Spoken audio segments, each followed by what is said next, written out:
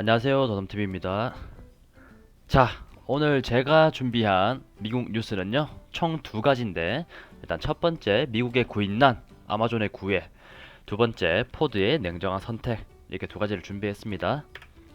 자, 첫 번째, 일단 미국의 구인난, 아마존의 구애에 대해서 한번 알아볼게요. 세계 최대 전자상거래 업체 아마존이 시간제 근로자들에게 대학 등록금 등 학비를 전액 지원한다. 미국 경제가 회복되면서 기업들의 구인난이 심각해지자 인력 이탈을 막기 위한 조치인데요. 9일 미국 월스트리트 저널에 따르면 아마존은 내년 1월부터 미국 내 시간제 근로자에게 대학 학사과정 수업료와 교재비를 지원한다고 하는데요. 이 대상들은 최소 90일 이상 근무한 시간제 근로자. 오, 생각보다 기준이 게 까다롭진 않네요. 시간제 근로자가 뭐 90일 이상, 3달 이상만 일하면은 이런 혜택을 주겠다. 미국이 대학 그 수강료가 굉장히 비싼 걸로 다들 알고 있죠. 혜택을 받으면 굉장히 크게 도움이 될 것 같은데 아마존은 학비 지원과 훈련 확대 2025년까지 12억 달러, 저희 나라 한화로 약 1조 4천억 정도 들 걸로 추정이 되는데 기업들의 구인 경쟁으로 시간제 근로자 임금도 가파르게 상승하고 있다. 아마존은 시간제 근로자의 시급을 15달러로 책정하고 있다. 하나 약 17,000 정도 되죠. 현재 미국 노동자 80% 시급은 15달러를 넘는다. 미국 대형 유통업체 월마트와 타겟 등도 앞서 시간제 근로자의 학비 전액을 지원한다. 윌스트리트 저널은 식당과 운송, 제조업, 물류 등의 분야의 노동력이 줄어들며 기존 화이트 칼라 직원에게만 제공하던 보너스와 임금 인상 등의 복지 혜택이 저임금 노동자에게도 돌아오고 있다고 분석을 했습니다. 자, 여기서 미국이 최근 발표한 실업률, 그리고 구인 건수, 채용 건수 이렇게 세 가지의 데이터를 제가 말씀드리겠습니다.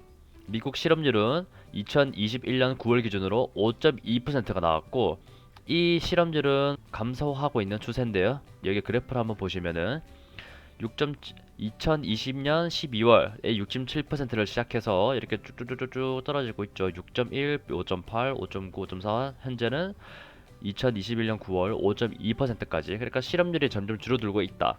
실업률은 만 15세 이상의 인구 중에서 노동을 할 의지와 능력이 있는데 일자리가 없어 실업 상태에 놓인 사람들의 비율을 말하는데, 그러니까 나는 직장을 구하고 싶은데 일자리가 없어서 못하는 거죠.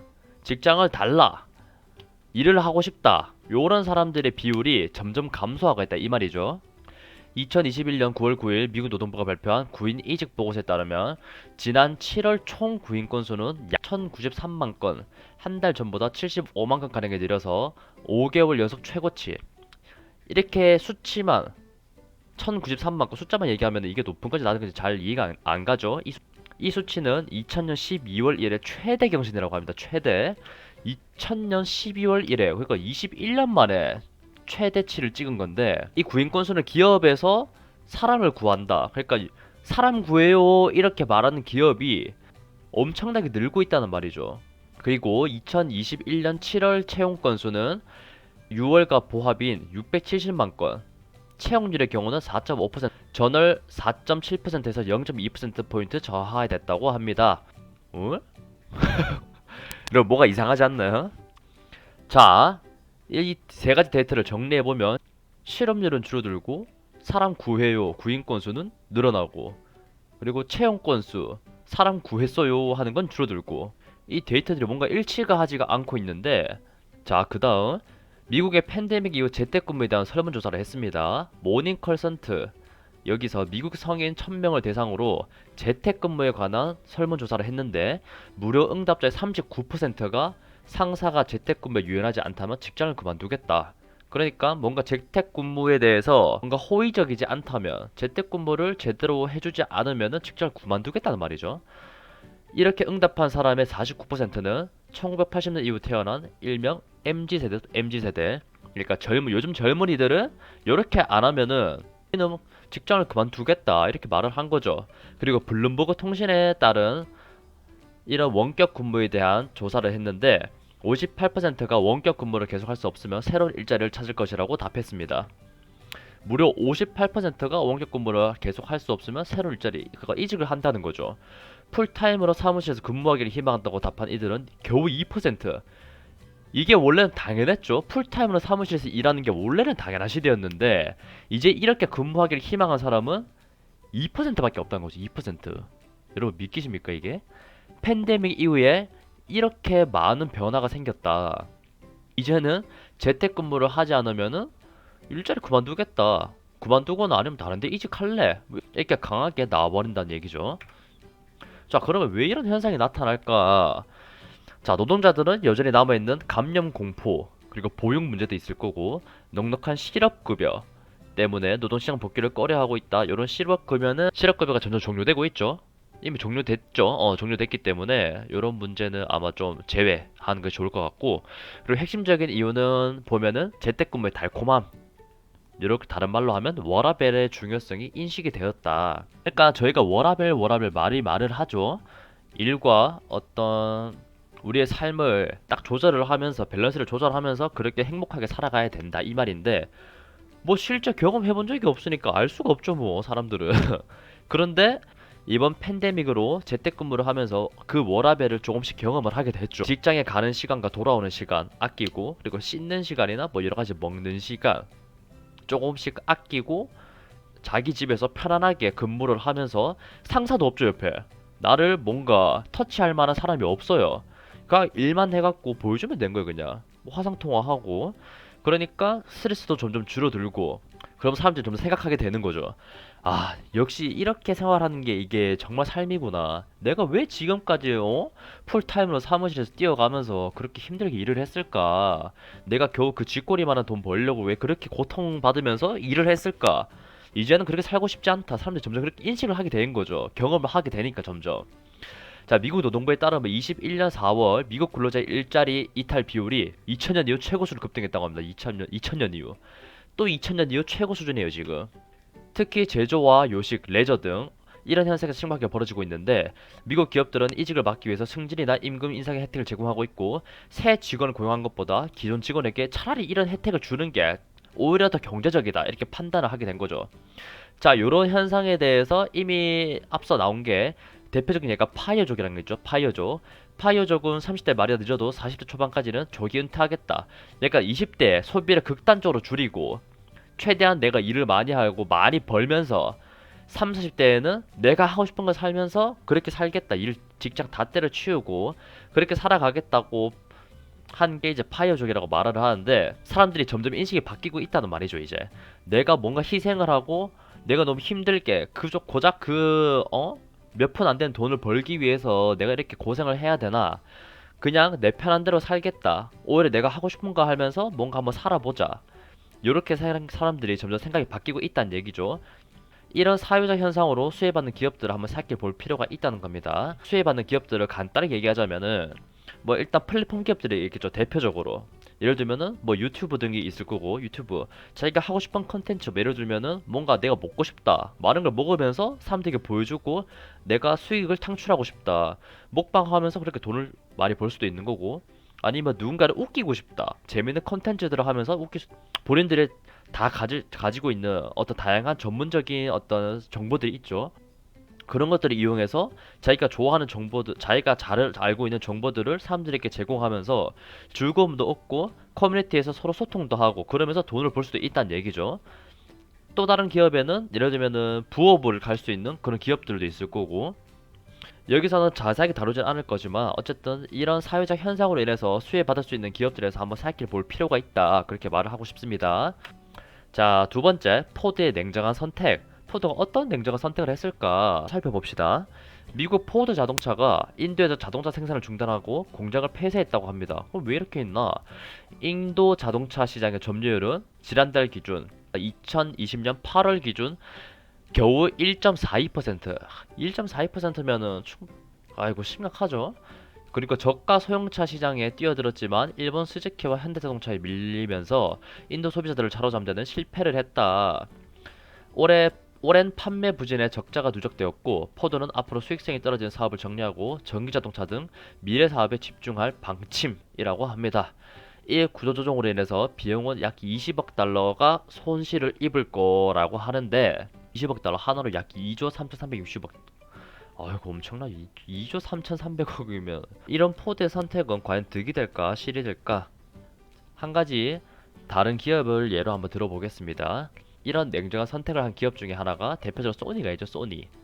일본의 소니는 휴대용 워크맨과 TV 등을 통해서 한때 최고의 가전기업에 올랐던 소니인데 변화에 제때 대응하지 못하면서 내리막을 걸었었죠. 제가 알기로는 뭔가 사업을 되게 여러 가지 했는 걸로 기억을 해요.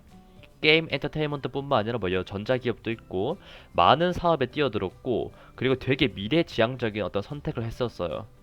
로봇 사업에도 발을 들였었고 여러 마리 토끼를 잡으려다가 다 놓쳐버린 거죠. 지난 2007년 이후에 소니는 한 해를 제외하고는 줄곧 적자를 기록했는데 갈팡질팡하던 소니는 지난 2012년 히라이 카즈오라는 CEO를 취임하면서 방향을 새로 잡기 시작을 했죠. 그 CEO는 실적 부진에 대한 책임을 지겠다면서 봉급 삭감을 자처했고, 야 이거 쉽지 않은 선택인데 본인의 봉급도 줄이고 그리고 부동산 등 자산 매각과 공장 등을 통폐합, 인력 감축과 같은 대규모 구조조정에 본격 돌입했습니다. 이때. 그리고 2014년에는 수익성이 높은 모바일과 게임 사업에 집중하기 위해 돈이 안 되는 PC 사업을 매각했고 TV 사업 등을 분사하는 결단을 내렸습니다. 당시 PC 사업은 10년간 7,900엔에 달하는 영입 적자를 기록한 골칫거리였다. 그러니까 요런 안 되는 사업들에 대해서 과감하게 약간 잘라버린 거죠. 또 우리가 될 만한 사업에 집중 투자를 하자. 그리고 2015년 소니는 드디어 흑자 전환에 성공하고 구조조정의 결실을 맺게 되었습니다. 집중 육성한 게임 사업부에서는 플레이스테이션이 판매 호조를 기록 중이다. 현재 뭐 대부분 사람들은 다 알고 있죠. 소니의 플레이스테이션 이게 얼마나 인기가 많은지 뭐 대부분 다 알고 있을 거고 뭐 PS5 그거 살려고 대부분 유부남이 아내분들의 거짓말 다 하고 인기청정기다 여보 공기청정기 하나 장만했다 이렇게 구라치고 하나씩 다 가지고 오시죠. 자, 소니의 주가 그래프를 보면은 1900년 말, 와, 이때 주가가 뭐 완전 뾰족하게 올라섰죠. 이때가 이제 1900년도 말, 2000년대 완전 극초반, 이때가 굉장히 많이 상승했고, 이때부터 거의 2000년쯤인데, 이때부터 완전 바닥을 치죠. 이때 150달러 넘게 됐는데, 쭉쭉쭉 내려가면서, 이때 뭐 25달러까지 내려갔었네요. 내려가고, 그리고 갈팡질팡 하는 모습. 여러 분야에 대해서 여러 토끼를 잡으려다가 결국 한 마리도 잡지 못하는 그런 사태가 벌어지고 있고 이때가 최저점을 찍었죠. 보면은 거의 2013년쯤 되는데 12년에 이제 새로운 CEO가 취임을 했고 이때부터 과감하게 이제 선택을 하게 되죠. 우리가 못 잡을 것 같은 토끼는 버려라 그냥. 우리가 할 수 있는 분야에 최선을 다하자. 그리고 많은 변화가 이루어지죠. 이때 2013년 기준으로 쭉쭉쭉 계속 올라가요. 내리막 치지 않고 계속 올라가죠 이때.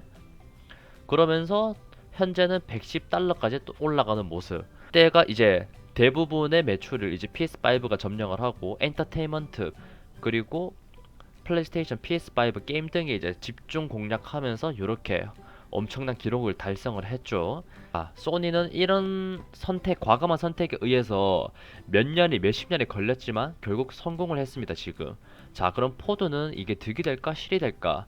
포드는 수익성이 적은 사업을 정리하면서 전기차 개발에 속도를 내고 있고, 짐 팔리, 포드 최고 경영자 CEO는 장기적으로 수익성 있는 사업에 집중할 것이고, 그렇지 않은 사업에는 필요한 조치를 하겠다. 여러분, 이 소니를 보여준 게 제가 포드도 결국 올라간다 뭐 이런 말 하고 싶은 게 아니에요.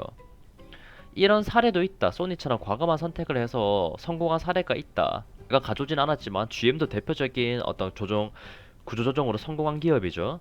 포드도 이런 구조조정한 게 제 생각에는 오히려 정리하지 않았을 때보다는 훨씬 더 뭔가 좋은 방향으로 가고 있는 것 같다. 그렇게 개인적으로 생각하는 겁니다.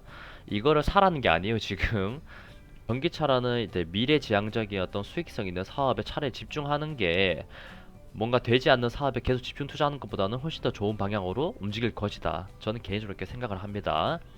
포드의 차트를 보면은 자, 90년 말 그리고 2000년 극 초반 때 보면은 그 35달러까지 굉장히 많이 오르고 그때 이후부터는 쭉쭉 계속 빠지게 되죠.